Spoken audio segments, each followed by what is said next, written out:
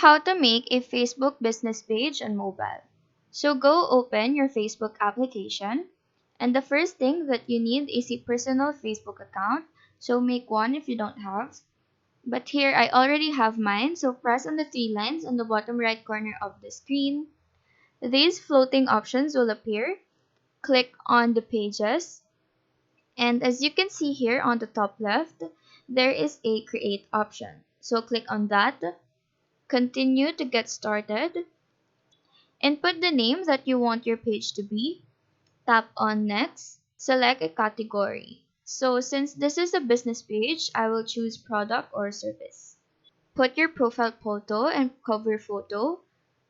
This will make your page look nicer. Press on done, and once I refresh this page, you can see now the business page. So that is how to make Facebook business page on mobile. Do let us know if this video helped you out, and if you have any questions, feel free to drop them down below. Thank you for watching and have a nice day.